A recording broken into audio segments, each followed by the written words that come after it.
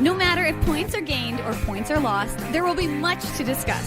For analysis regarding tonight's Winnipeg Jets game, here are Dave Manouk, Ezra Ginsburg, and your host, Drew Mandel. The Illegal Curve post-game show, presented by Play Now, the official sports betting partner of the Winnipeg Jets, starts now. Good evening, Winnipeg. Good evening, Manitoba. For all those joining us live this evening on our YouTube channel and all of our social media platforms, we say good evening, universe, and welcome to the Illegal Curve post-game show where the Winnipeg Jets have made it not one, not two, not three, but 4 victories in a row. There you go, 4, like the 4 horsemen. Arn Anderson on my right, but 4 in a row for the Winnipeg Jets, defeating the Nashville Predators tonight, 4-1, backstopped by stellar play by Connor Hellebuyck, backstopped by stellar penalty killing, timely goals, 2 power play goals, 2 even strength goals, a 4-1 victory for the Winnipeg Jets on home ice. Good evening again to you, Mr. Ginsburg. How are things on this Saturday night? Things are good. What a huge win for the Jets. Logan Stanley almost has the Gordie Howe hat trick after he had that fight with Michael McCarron, and then picks up the big slap shot goal to make it 3-0 for the Jets. So, pretty impressive effort for the Jets. The second period, I don't think Scott Arniel and the coaching staff are going to like, because the ice was heavily tilted in the Predators' favor in that second period. But yeah. Like you said, penalty killing was huge. 3 penalties in the span of 6 minutes there in the second period. And now, as Mike McIntyre of the Free Press pointed out on X, the Jets are now 20 of 21 on the season on the penalty kill, which is really impressive when you consider Samberg and Lowry are out of the lineup. Obviously, 2 of the top penalty killers on the team. So another impressive win. It wasn't a beauty. It wasn't flawless. And you still, maybe don't like how the Jets were on their heels for the large majority of that second period and parts of the third period.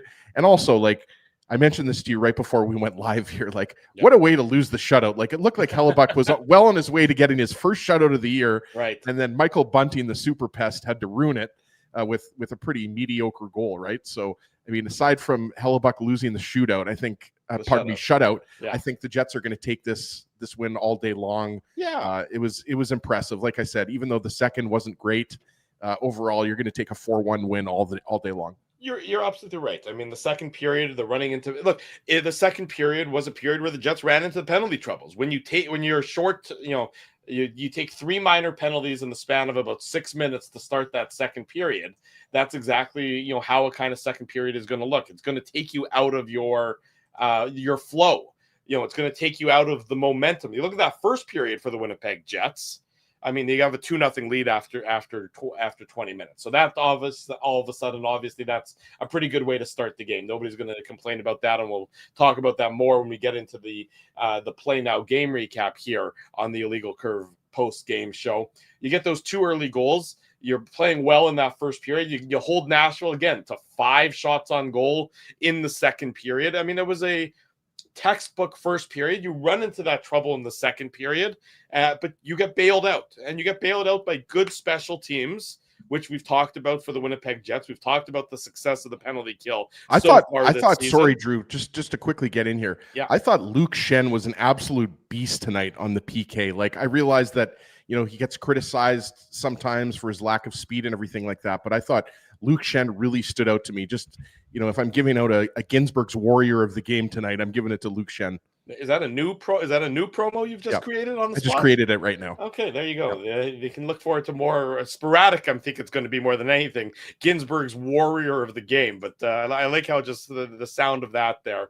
But again, the penalty kill for the Jets. We talked about it this morning. We talked about it on this morning's Illegal Curve hockey show. We said the penalty kill for the Jets has been a strength. Best in the NHL. It's only going to remain the best in the NHL after tonight's performance. We talked about the struggles of the Nashville Predators power play. I thought they were tentative. I thought that was a power play that when there was opportunities for them, they overpassed the puck. And that is what happens when your power play is not clicking, is you begin to look for a more perfect play rather than take the very good opportunity that might be presenting to itself before you. That's what I saw from the Nashville Predators in today's game on the power play, especially in that second period, that there were times where they were in a good shooting position, times where the numbers were going to work against the Winnipeg Jets, particularly in that 5-on-3.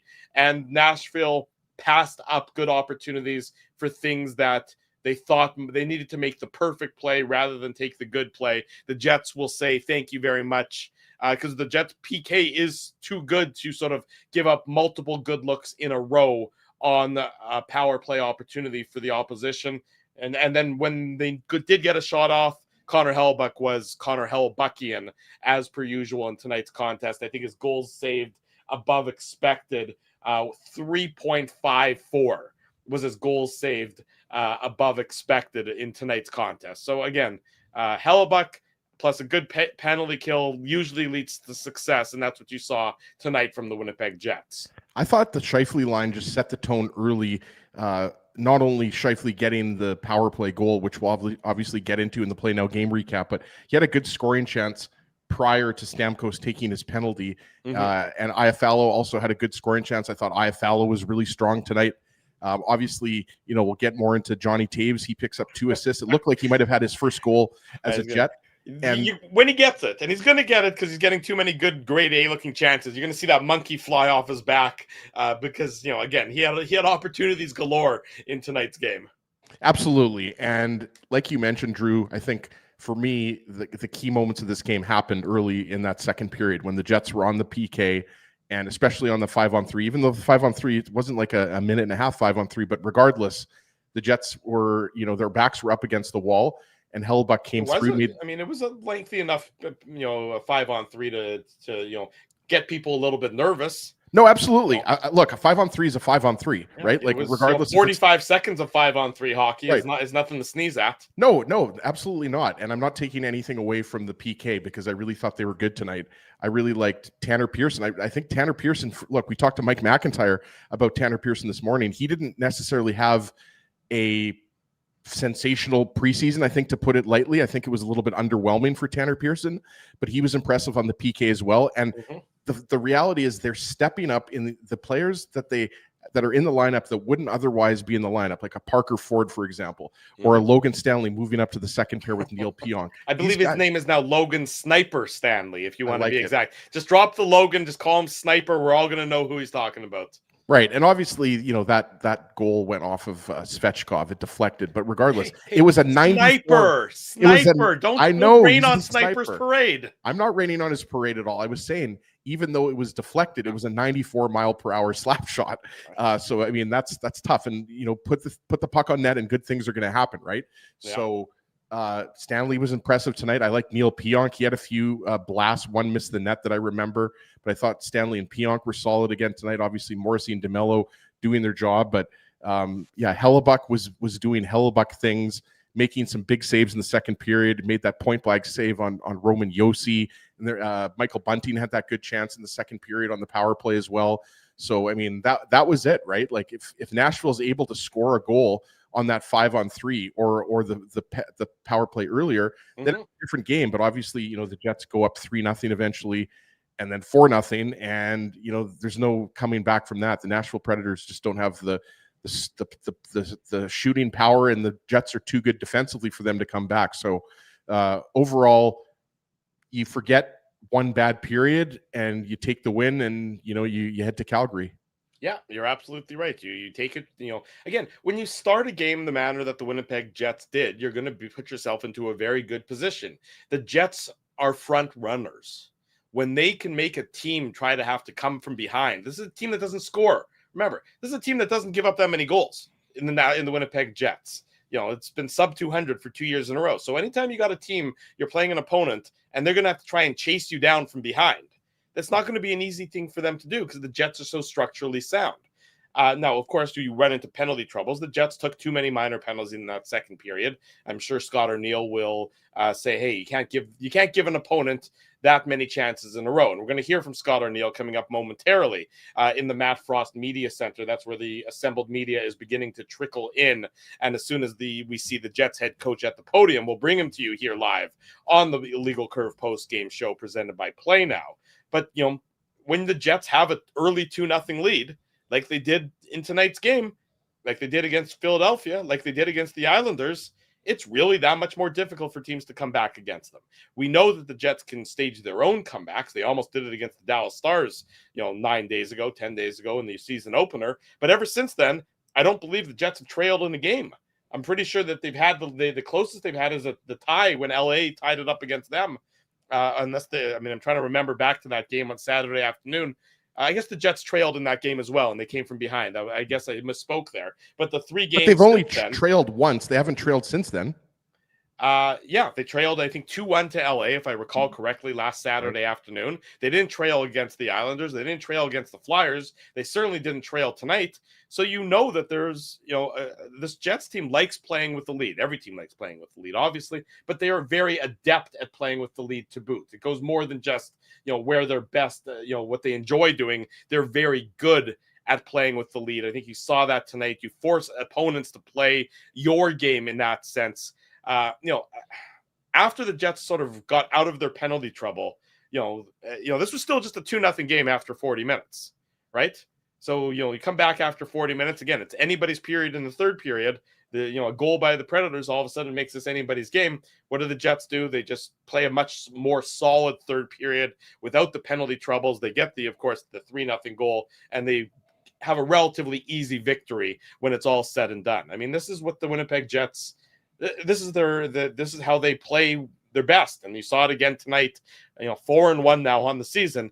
Again, it's all about the playoffs for this team. But when you win, when you earn a clean 8 of your first 10 points, you're only putting yourself in a very good position for the remainder of the season.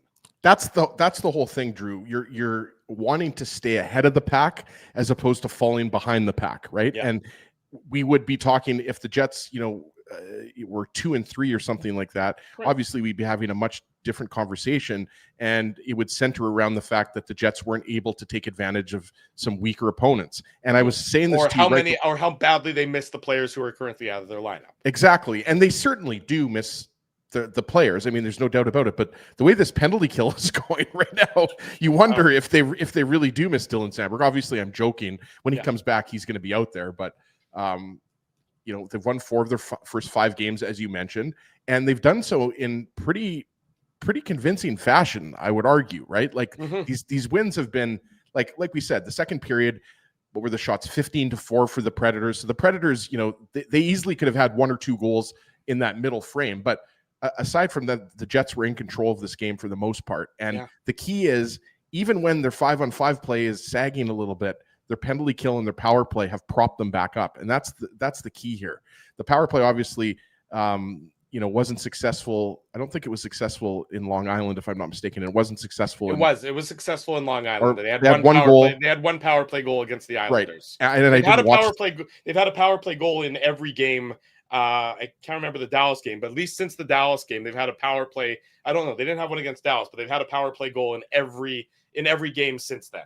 Right, and so it's really starting to come around. Obviously, it's not firing at 50% like it was. 25% though entering tonight's game is not bad. Yeah, and that's not bad. You'll take that absolutely. So the special teams have been good, and you're getting contributions from up and down the lineup, right? Like I liked Cole Koepke's game. I seem to like his game more and more. I think Scott Arniel is coming up pretty soon here, Drew. Yeah, I'm on it. So don't keep talking. He's not there quite yet. You can finish your thought on Cole Koepke. Well, I like his game. I like the way he plays on the penalty kill. I just like how he throws his body around. He's a smart player.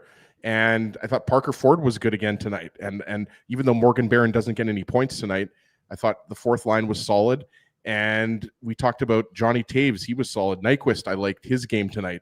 So there's a lot of things to like, even though, maybe the goals didn't come for the 4th line. But, it was it was a pretty impressive win minus that middle frame. Yeah, I would agree with everything you've said, Ezzy. I mean, up and down the lineup, the Jets players are what I would describe as just doing their job. And I know it's an adage and a mantra that I've used before on the show. It was Bill Belichick's mantra for so many years when he was the Patriots head coach before he's decided to embarrass himself at the University of North Carolina. But the Jets players are just doing their job. Nobody's trying to take on more of a load than needs to be. They're just performing to their best of their ability, what's asked of them by the Jets head coaching staff. And that's exactly what you would want. That's exactly what you would want from a Winnipeg Jets team that, again, knows that it's a quality team. Nothing that the Jets have done through the first, week of the season now has changed anybody's opinion that this is a team that's going to be of a pretty decent quality, that they're going to be a pretty high quality team who are able to perform at a high level. And that's exactly what the Jets have shown themselves to be so far. Looks like we might be having some technical difficulties. Yeah, okay, here's Colby back in the Matt Frost Media Center. Still waiting for Scott Arneal, so we haven't missed anything as the Jets. I'm sure what's happened is the Mark Scheifele media availability. And we'll talk about that, of course, later on. But I'm sure that's exactly what has impacted, made this a little longer. Here's Scott Arneal. We'll talk about the milestone and so how neat is it that A, it's in a win, and B, Mark scores an absolutely beautiful goal for the record. Yeah, it's obviously great to see you get it at home here in front of the hometown crowd is awesome, and he's been such a consistent player, and just he has such great offensive skills and instincts, and that was a great play. It's a real highlight, real goal that he did score. So, and a great pass from KC, but nice to see him get it over and done with real quick. Mark just told us that, the search is still on for a 60-minute game, but tonight in particular, how important were the active sticks you had? It just seemed like you broke up and prevented Nashville from getting a lot of transition with the stick work. Yeah, I really liked the first period. Second period, we obviously took a bunch of penalties there, and the 5-on-3. Kind of lost my the guys that don't kill. I kind of sat there for a while, but at the end of the day, Helly was big. He had to make some big stops, but at the end of the day, I think that we tried to keep a lot of it towards the outside or long shots. When it comes to that defending, they had some. We're going to try and work on those technical difficulties. Clearly, things are not working smoothly in the Matt Frost Media Center. So things are, it looks like we're having a little bit of technical difficulties. We'll try and. We could hear Arneal fine. We just I couldn't see him. At least I'm not sure if the chat, folks at home watching on YouTube could see it, but I could definitely hear it fine. But it was just the pictures were a little bit choppy. Yeah, things are a little bit choppy all around so far on this Saturday edition of the Illegal Curve post-game show. Drew Mandel, Ezra Ginsburg with you. We're live talking about the Jets' 4-1 victory over the Nashville Predators, another successful victory for the Jets on home ice. I guess this would be their second victory on home ice so far this season. Their first victory against a Central Division opponent, a division that they've had so much success in for so long, for so many years. And wanted to see that against the Nashville Predators tonight. This is a better Predators team, Ezzy. I think you can say with confidence, a better Predators team than the one from last year. They just looked more cohesive. Obviously not a successful night for them, but they certainly were more competitive, and they will not be as big of a tire fire as they were last year from the Nashville perspective. No, and obviously it's early in the season, but the Predators have points in 4 of their 6 games, and I think it's a function of players like Stamkos. Marchessault, we should mention, obviously wasn't playing. Anybody who's watching could see that he wasn't playing, but I think it's a function of those players. Brady Shea's another guy you'd throw in there, being in his second year, as opposed to maybe just things didn't get off to the right start last year, and it just continued, and they couldn't get out of it. But I also think that these guys know that they have to be much better. There's too much talent on this team, and it's not just Stamkos and Marchessault and Shea. Players like Ryan O'Reilly and Philip Forsberg. They brought in Eric Halla, who's tied for the team lead in points. He's been a journeyman forward, so bringing in Halla has made them a little bit more dynamic offensively, right? But when you've got UC Saros in net, and you've still got Roman Josi, who's one of the best defensemen in the league. I mean, there's enough there for the Predators to be a competitive team in the division. Now, that doesn't necessarily mean that they're going to be a playoff team, because I don't think most people have them making the playoffs in arguably the best division in the league. I would say that the Central is the best division in the league, but you still have to be competitive. And they've got some good young talent like Fedor Svechkov. He doesn't have a goal yet this year. This is his second year in the league, 2021 first rounder. He was around the puck. I thought that line of Svechkov, I think it was Svechkov, Evangelista, and I forget who else was on that line. If it was Tyson Jost or Bunty, and I forget. But they had some chances. There was a shift in the first period. I remember they had a good cycle shift. So, like you said, this Predators team, even though they might not be a playoff team this year, they're going to be competitive. They're not going to be a pushover. We talked about that with Chris Mason. There's a lot of these guys have pride. Like they don't want to have. They were. Let's be honest. They were basically out of the playoffs after the first month of the season last year, right? So at least they're giving themselves a chance to remain competitive early on, because it's just a matter of time before teams like the Jets and the Stars and the Avalanche start to pull away a little bit in this division, I think. There's already been a little bit of separation, right? So, it's good to see. I mean, and you always like to see, like, I personally don't like to watch blowout games. Like, I just don't like when the Jets blow out a team like Chicago or whoever it is, San Jose. It's not exciting to watch. So you want to see competitive games, and the Preds easily, like we said, they could have made this, easily made this a 1-goal game or tied this game up in the second period if it wasn't for the Jets' excellent PK and Hellebuck's goaltending. So full marks to the Preds tonight, and they're well coached. Andrew Burnett's a good coach, so he's going to have this team firing on all cylinders. I think more so this year. I would agree with you there. Let's get into the nitty-gritty details of tonight's game. It's called the Play Now Game Recap here on the Illegal Curve post. Not sure what happened there. Drew has left the studio. I'm not sure why, but hopefully Drew will pop in here. But for the moment, it's the Ginsburg experience. So I'm just going to keep talking here while Drew rejoins the show. I'm not sure if Drew had some technical difficulties with his internet connection or his computer or what's going on here. But yes, that's right. Tracy O is the Ezzy experience. So as soon as Drew gets back here, we're going to do the Play Now game recap. We're obviously going to talk. We're going to talk a lot about Mark Scheifele, not just getting his first goal, but setting the Jets 2.0 career record for points with 813. So that's obviously very impressive. And, it's just a matter of time, I think, before Mark Scheifele has his own statue outside of Canada Life Center. Obviously, Dale Hawerchuk was his coach and his mentor. And Scheifele gets on the board early for the Jets. I'm going to wait for Drew to get back here before we break the goal down. But I think something that stood out to me tonight, again, is the impressive play of Nino Niederreiter. And Nino Niederreiter, obviously, along with Vladislav Nemestikov, they factor in on the Jets' second and fourth goals. But they were very impressive tonight. And, we also have to talk again about the power play, because the power play was truly, truly impressive. And Drew is telling me that his internet just cut out. So I'm currently doing the show alone. So hopefully Drew gets his internet back. He just texted me, "You talk." So it's easier said than done. So we will continue on here, and maybe we'll post some good chats. What do people want to talk about? Let's turn this into an Ask Ez. While we wait for Drew to come back, let's make this an Ask Ezzy segment here. What do you want to know? Here comes Drew now. I guess we're not going to continue that. What happened, Drew? My internet seems like it just went. I'm now just doing this off my cell phone, as you can see. So my internet just seems like it's gone a little bit complete haywire. So that's an unexpected addition to tonight's festivities. Is I was not counting on my internet to go completely haywire at home. That's a lot of your mug on the show right now, Drew.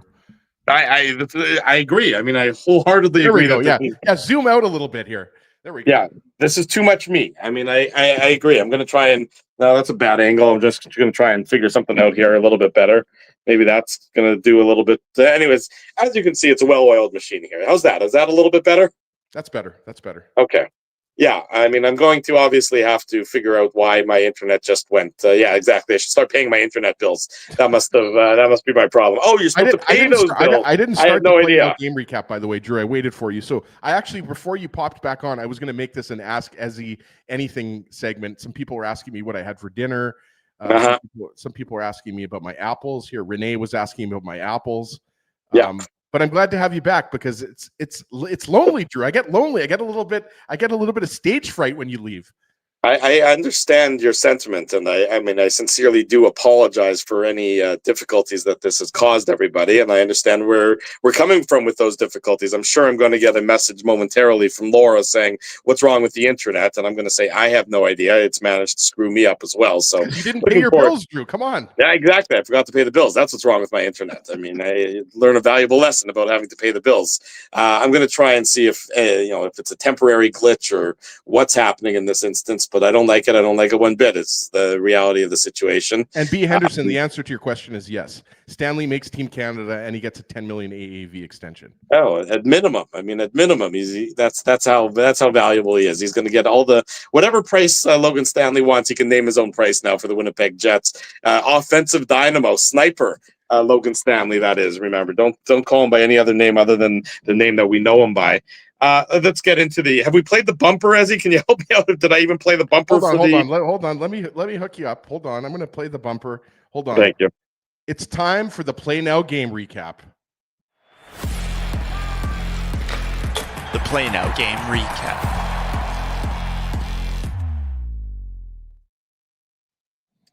Play Now. Big thanks to them. They're our official sponsor here of the Illegal Curve post-game show. Don't bet on illegal sites. Bet with Play Now instead. Keep your money in Manitoba. Manitoba's local, legal, and secure gambling site. 18 plus. Enjoy responsibly. That's our friends at Play Now. They're the title sponsor, as I mentioned. So big thanks to them for their continued support. And maybe they'll be able to help me with my crummy internet that seems to be impacting me. Well, maybe I'm back up and running on the other screen now. You might see double the Drew here momentarily. I don't know if that's going to be a good thing or a bad thing, but we'll try it out here again for a second. Hang on. I'm entering. Okay, now I'm leaving here.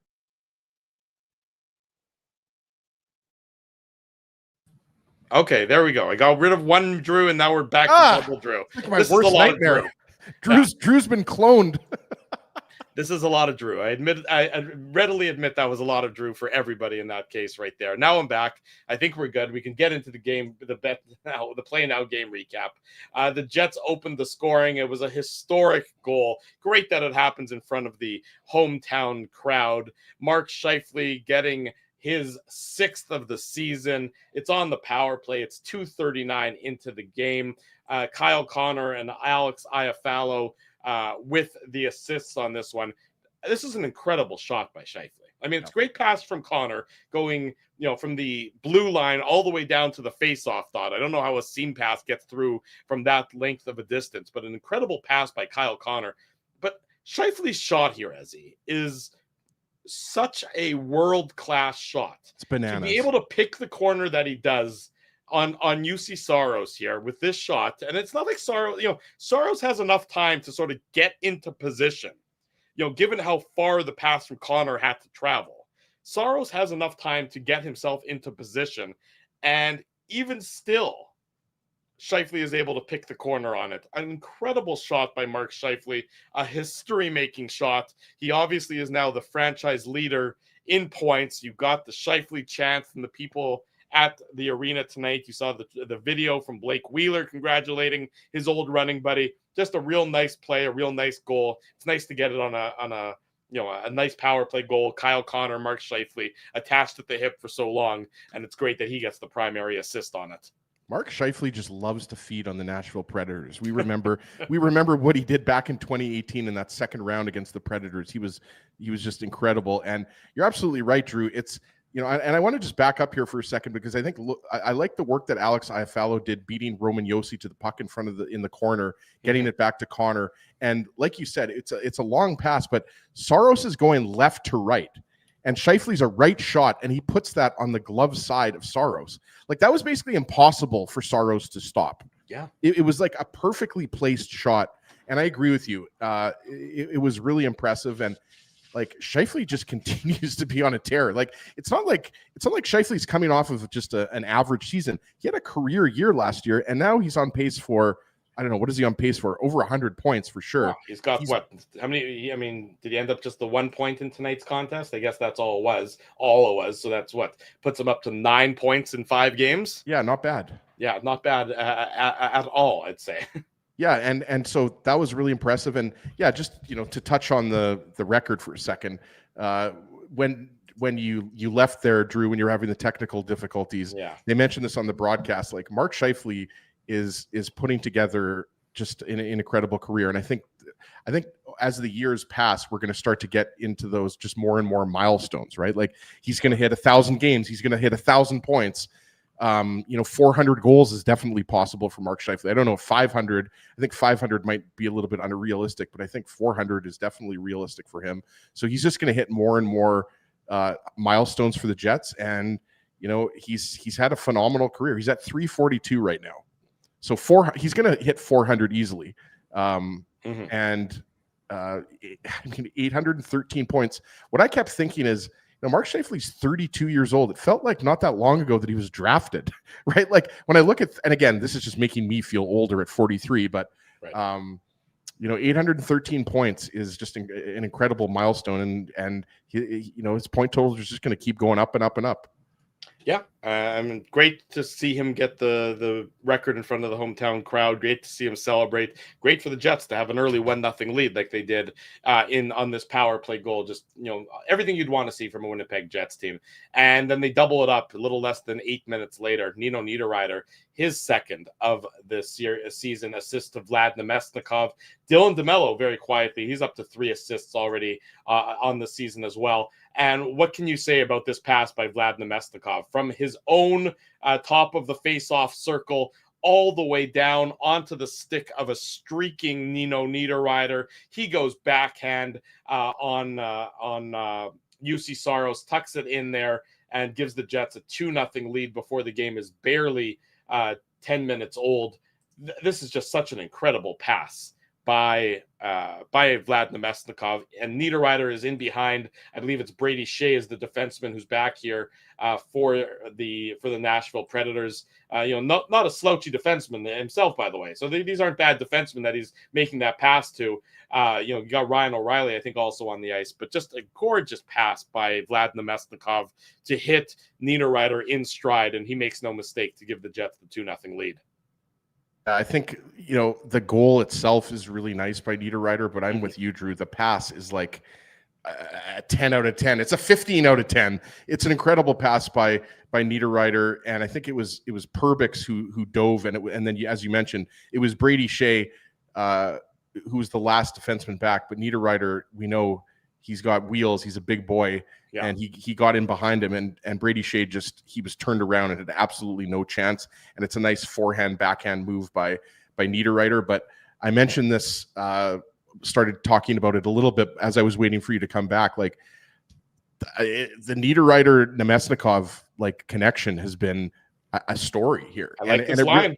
And exactly. And Nyquist, I think, is still. I don't think Nyquist has been bad by any stretch of the imagination. I think Nemesnikov and Niederreiter have been more impactful, and you certainly saw it tonight. I mean, we'll get into the fourth goal, the goal that made it 4-0 for the Jets, but that was beautiful. And that's been the story, right? We talked about it. What was the key before Perfetti went into the lineup? What did we talk about? Okay, well, are the Jets going to get enough depth scoring? How much are they going to get? How much offense are they going to get from that second line? Well, the second line really hasn't been producing a ton. I realized that Taves had a couple assists tonight, but entering the game, he only had the 1 assist in the first 4 games. But the top line has obviously been leading the way, and then that third line, the N cubed line, as you called it on this morning's show, Drew, has been really solid. So, these are key players for the Jets, right? You Scheifele, Connor, and Velarde obviously get most of the headlines, but it's Niederreiter and Nemesnikov that often just provide that second layer of scoring. And this was just an absolutely beautiful goal. Well, and that's what the Jets are going to need. I mean, you knew that the top line is going to produce. The question, especially without a Nikolai Ehlers and without Cole Perfetti in the lineup, was where was the secondary scoring going to come from? Well, when you get goals as they did tonight, I mean, look who scored the goals for the Jets tonight. And we'll get into the third and the fourth goals as we move on here in the Play Now game recap. But you got goals from Niederreiter. Okay, good. You expect Niederreiter to get you something. You got goals from Logan Stanley. He set a career high in goals already, and you're only at game number 5 of the season. Vlad Nemesnikov, he gets another goal. I mean, you're getting the goals by committee. I mean, you got the line, Scheifele's up to 6 already. 6 in 5 games. Well, let me do some simple math. That's on pace for about a 75 goals of this season. I don't think it's going to come to that, but it's nice to know that that's what the pace is for. Don't count my math, folks. It might not be exactly right. But whatever it is, that's exactly what you want to be at. That's where you're. It's important for the Jets to sort of be at that level when it comes to getting that secondary scoring, and you certainly get it here. And it's a great first period for the Winnipeg Jets. We touched on it with the Predators out 5 shots on goal, 4 shots on goal in that first period. Just I guess they were awarded officially with 5. Jets controlled the first period, played the game that they wanted to play, and really sort of put those seeds of doubt in Nashville's mind nice and early. 2-0 after 20 minutes. Second period, no scoring in the second period, so it won't be a long period for us to break down, but that was where the Jets ran into their penalty trouble. It started with Morgan Barron taking that penalty right at the end of the first period. It's officially at the 20-minute mark of the first period, so it's a 2-minute power play for the Preds to start the second. Then Parker Ford takes a tripping penalty. Then Tanner Pearson takes a penalty. So the Jets, the first 6 minutes of that period, the first 6-7 minutes of that period are basically shorthanded for the vast majority of it. That's going to throw off your rhythm. That's going to throw off your lines. That's going to throw off everything you want to do, everything you want to build upon. But the Jets do get out of it by killing off penalties. So that first penalty kill, yeah, the Predators only had 1 shot. I made a note of it, and it wasn't until the second power play where they had who took the penalty there, Drew. It was Parker Ford. Parker Ford. Yeah, the tripping penalty there. It wasn't until that penalty that they started to get some scoring chances. Remember, Stamkos had the point blank chance. I made a note here. Eric Holla had a really good scoring chance. Like they were buzzing. They were creating. They obviously didn't produce. Mm-hmm. And we often talk about that, right? Like usually you can point to like a 5-on-3 or a collection of penalties like the 3 power plays that the Predators have. And if you're not able to capitalize and then the Jets are able to come back and then get that 3-0 goal, which they obviously did, then that's killer, right? And it didn't happen until the third period, obviously. But the point is that, the Predators didn't take advantage of those early opportunities in the second period. And that's a credit to the Jets defense. I really like the look of the penalty kill. It's aggressive. Mm-hmm. Nashville didn't look comfortable at times, especially after Pearson. I agree. The power play for the Predators looked much better when it was just 5-on-4 as opposed to 5-on-3, and that's not a good sign because you give the Jets a 5-on-3, they're going to score basically 50% of the time usually with all the weapons they have out there. So the PK continues to be a huge story for sure for the Jets. No question about it. It's definitely one of the, you could point to it as one of the reasons the Jets have had the success they've had through the first 5 games of this season is when have they given up, what are they? They're almost perfect on the PK. And when you can say that, then good things are going to happen. And the Jets sort of escaped from that second period as a result, with having no blood drawn on all those penalties. No blood drawn on all of those penalty kills and things of that nature. So the Jets move into the third period now, and this is where they really just affirm the victory. It's 5.5 minutes into the third period. It's a much better start to the third period for the Winnipeg Jets. They get back into the flow of the game. They're not in penalty trouble. And it's Logan Stanley from the point, and it's Jonathan Toews who starts this play off. Toews, get the clean zone entry, drops it to Gus Nyquist. Nyquist sends it back to Logan Stanley. It's sort of a bank pass off of the boards, and Logan Stanley has the time and the space, and he can step into it. Yes, it's deflected, but it's still a 94-mile-an-hour slap shot that beats UC Saros off of the redirection from Svechkov, who's trying to come out and block the shot. But I love the play by Johnny Toews. He picks it up at the Jets' own blue line. He skates it in with a head of speed, finds Nyquist. Just intelligent hockey on display here by the Winnipeg Jets.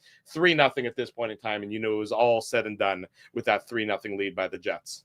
You'd love to see Logan Stanley get the goal, right? Like we talk about who you expect to get goals for the Jets, and Logan Stanley is obviously towards the bottom of that list of guys that you expect to score on a regular basis, but he's always had the big blast, right? Like he's always had the whatever hard you said shot. about him, he's got a shot. Exactly, and he's often able to get it through, right? Obviously, back in the bubble days, we saw him score 2 goals in the playoffs against Montreal, and everybody thought he was going to maybe be like a 10 or 15 goal scorer at the NHL level. So you love to see it. And like you're right, Johnny Toews, nice clean zone entry. He starts the playoff in the Jet zone, and Stanley's been impressive. Look, the competition hasn't been fierce. Okay. Like the Jets have not been playing top teams. They haven't been playing, the Colorados and the Dallases and, the Carolinas and Torontos. Like they haven't been playing the elite teams, but we could easily be talking about some mistakes that Stanley's been making in his own zone and how it cost the Jets the game and everything like that. And we're not seeing that.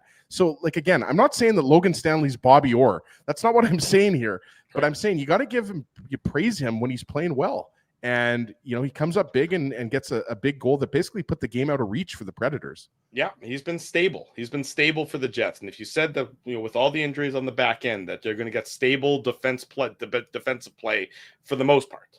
There's always some warts. There's always some issues for everybody. It's never perfect for anybody. Right. But, except for you, Drew, you're Mr. Perfect. I don't know. You saw my internet didn't work. It's not perfect for me either. But when you can get stable play, by and large, you're going to take stable play from all your players, and that's what the Jets have been getting.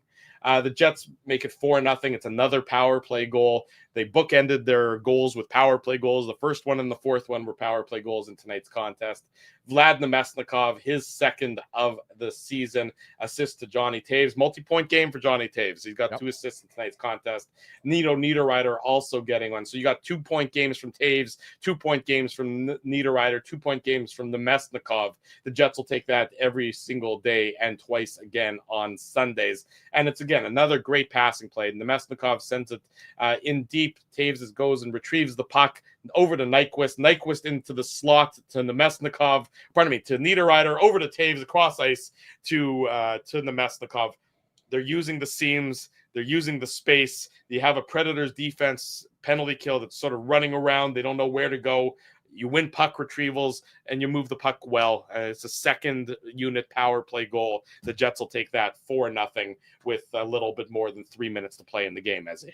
Yeah, and you mentioned it. It's a tic-tac-toe play. It's a beautiful play, and I love how Niederreiter's in the bumper position, and he just does a subtle little veteran backhand pass to Taves. And, like, we talked about the hockey IQ and the veteran experience and everything like that. Like, these guys are making it look easy out there to start the season, right? Like that's how well they're playing. And yes, the Jets lost the opening game of the year, but that's also to one of the best teams in the NHL. And they made it interesting and almost tied it up. So, I mean, you're talking about them possibly being 5-0 or 4-0-1 or something like that, right? So, well, we were spoiled by last year's start. But if you tell any team in the NHL that you're going to start by winning 4 of your first 5 games, every single team in the league would take that, no question asked. Well, and with the significant injuries, right? Like we can't forget, like, these are significant injuries. You're talking about your captain, your third line center, one of your best penalty killers, one of the best defensive forwards in the game. Samberg, your best defensive defenseman, your number 2 defenseman. Cole Perfetti, the second line right winger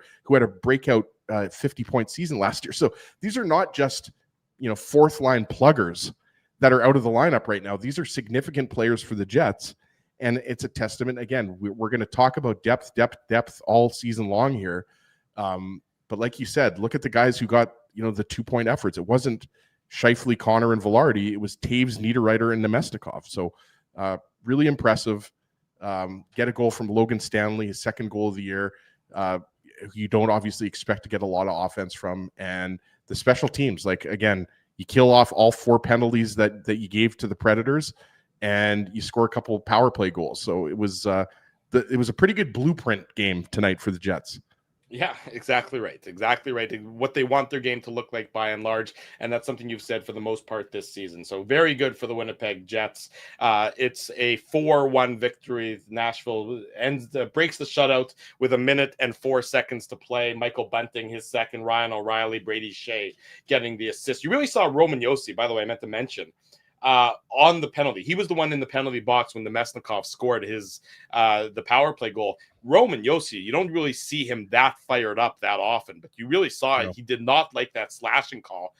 I thought it was I didn't think it was a vicious slash by any stretch of the imagination, but anytime you sort of take your hand off your stick and you swing your stick and you catch the other guy in the hands, the refs are generally going to call it, even if it's not an old style two-hander. I thought it was a pretty routine call, so I don't know why he was so fired up about that. But could have been end of a road trip. The Predators have lost their last 2 games, right? Yeah, it could have been a function of that, and tired and things of that nature. Whatever it was, he wasn't happy. He certainly wasn't any more happy when the Jets scored on the power play. 4-1 is the final score in tonight's contest between the Winnipeg Jets and the Nashville Predators. I want to pull up something here real quick if I can. It's going to be our Wheatland Hockey Heads Up Hockey play of the game. Easier said than done for me right now as I'm struggling on my end. Hang on a second. Let me get that logo up on the screen here. I should have done it. Why didn't that work? Nothing wants to work for me right now. That's what I think I'm finding out in today's contest. Yeah, there was an issue with my file. Yeah, I bet there was. Oh, as you ever have one of these days where nothing wants to work well for you? That's what I'm having. Oh, absolutely. We all have those days, Drew. Hold on. I'm gonna try pulling it up here. I think you got it. There you go. There you go. I think I have it. There you go. Thank you to our friends at Wheatland Hockey for their support of the Illegal Curve post-game show. The Heads Up Hockey play, to me, it happens before the Nemesnikov goal. It's a great play by Morgan Barron. It's, in the Jets' own zone. He blocks the shot. I think it was a Yossi shot. I'm not entirely certain if it was a Yossi shot or not, but he blocks the shot. Then he wins a puck battle. He wins the puck race, the race to the puck. He gets the puck out of the Jets zone. They transition it down the ice. Ultimately, it ends up in the Jets, resulting in that power play and that power play goal. But to me, it starts with the small details. And that's what they're going to teach you with our friends at Wheatland Hockey. They're going to teach you about all the little small things that don't show up typically on the scoreboard. They don't show up on the score sheet, but they show up in the video review the next game. And that was Morgan Barron in the third period of tonight's game. He gets our Wheatland Hockey Heads Up Hockey play of the game. When we come back here on the Illegal Curve post-game show, more on the Jets and the Predators. 4-1 the victory. Drew Mindell, Ezra Ginsburg, technical difficulties galore, but you shouldn't go anywhere nonetheless. Much more to come. We'll be right back here on the Illegal Curve post-game show. We want to thank you for not betting with Play Now and choosing our illegal gambling site instead. Because we couldn't afford things like this without your money. So much of your money. Now you might have questions like, do our profits benefit your community? No. Or bet with Play Now, Manitoba's local legal and secure gambling site. Dining, entertainment, parking, and convenience, all in one spot. City Place is located in the heart of downtown Winnipeg, attached to the Canada Life Centre. Whether you're working, living, or out for a night in the downtown, make City Place your go-to destination before or after the fun finds you. Lunchtime, game time, anytime, visit City Place at 333 St. Mary Avenue, next to Canada Life Centre. Holt Dental, the new official dentist of Illegal Curve, has a philosophy rooted in 2 unyielding principles: genuinely caring about patients and providing outstanding service. Being a patient of Holt Dental means more than just checkups and treatments. It's taking the time to listen and talk to each patient so they can achieve the best long-term health, functionality, and aesthetics for their teeth, mouth, and gums. Conveniently located at Grant Park Festival on Taylor Avenue, Holt Dental is dentistry of the highest quality in a comfortable and relaxed environment. For more information, visit holtdental.ca. Oh, and there's plenty of free parking at the front door, too. Celebrating its 40th year as Winnipeg's home for stand-up comedy, Rumors Restaurant and Comedy Club has recently been named Canada's top comedy club and a top 5 comedy club in North America. From birthday parties to date nights to fundraisers and everything in between, Rumors is your destination for the best and most affordable live entertainment Winnipeg has to offer. For more information on upcoming shows, Rumors' incredible promotions, and to purchase tickets, visit rumorscomedyclub.com. At Boston Pizza, a fast lunch doesn't have to mean fast food. Now you can get a $15 lunch served in just 20 minutes, including your choice of a main, side, and drink. That's right, lunch for $15 at your local Boston Pizza.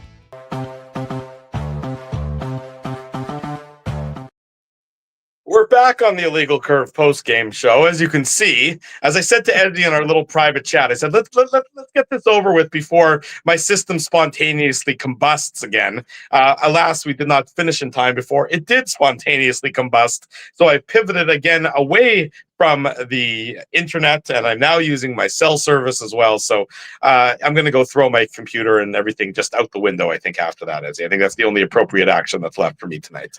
Well, you know what? I obviously take no pleasure in you having technical You're difficulties. laughing. I can hear you laughing. No, I'm not at all, because I'm usually the one who has the technical difficulties. I've also got Colby Spence, who we tried to bring you head coach Scott Arneal, his post-game presser, and he was bugging me in the private chat that I need a ring light because apparently my lighting's not that good. So I maybe have to invest in a little $12 ring light from Amazon. I have one next to me here. I can give it to you if you want. Okay, nice. Look at you. There you go. Look, I'm saving yourself. I'm saving you money right now. Yeah, I know. I appreciate it. Just to kind of get back to the game, really impressive performance. Like we talked about. Yes, the second period wasn't good. They got badly outshot by the Preds, but I mean, they got the 4-1 win. So really, who cares? Oh, what just happened there? I'm still here. Okay. Sorry, in the background, here we got another Drew here. Can you hear me? Yeah, but what about this Drew? Okay, well, that Drew's gone. That Drew's gone. We kicked that Drew out and back to the original Drew again. All right. As long as we got you here, Drew, or it's going to be the Ginsburg experience again. Again, we need to wrap this, and I'll take the rest of our weekend to ourselves and have some quality time. I need a drink after this, Drew. I need a smoke, and I don't smoke. That's where we're at that point of tonight's contest. That's where we're at for tonight. It's too much of me. It's too much of you, but it's not too much victory for the Winnipeg Jets. They get the 4-1 victory over the Nashville Predators. They are next in action. It's a Monday night. It's a little bit of a later Monday night. The game's, I think, 8:30 Winnipeg time, which means they're going to do in post game right around that 11 o'clock, maybe 11:15 or so is when we're going to do post game on Thursday night. So we're looking forward to that. Pardon me, Monday night. So we're looking forward to that. We'll be back for that one. And then, of course, back Thursday, Friday, the 2 home games as well. Big thank you to our sponsors. There's more stuff to be found on the website, illegalcurve.com. There might be some other stuff on the Illegal Curve YouTube channel as well. What's going on with Colby backstage here? He's trying to figure things out as well. We don't need to show the behind the scenes stuff. Okay. All right. We're trying to get things ready. I don't know why it's not working. None of us do. It was working earlier. Now it stops working. You know how frustrating it can be in that case. So instead, what we'll do is we'll just say thank you to our sponsors. And we'll say thank you to our friends at Play Now, Rumors Restaurant and Comedy Club, Holt Dental, City Place, Wheatland Hockey, and of course, Boston Pizza. Support these fine businesses because of their continued support of Illegal Curve Hockey. Colby's doing some background testing so that we get things back up and running like normal. I'm going to go do the same thing as well. See why my duct tape and my Hold on, whose hand is that right there? Would you stop doing that, please? Thank you for that. Is that Weber? Sure, for a second. Thank you. I'm trying to wrap up the show. Thanks, everyone, for watching. This has been a bit of a disaster of a post-game show, but we appreciate you being here anyways. Disaster is my middle name, Drew. Yeah, I know. You revel in it. Jets win 4-1 over the Nashville Predators. For Ezra Ginsburg, for Colby Spence, I'm your host, Drew Mandel. Thanks, everyone, for watching. We'll see you on Monday. Until then, we wish you good night and good luck. Have a great rest of your weekend while we work on technical difficulties. Be well, everyone. Take care.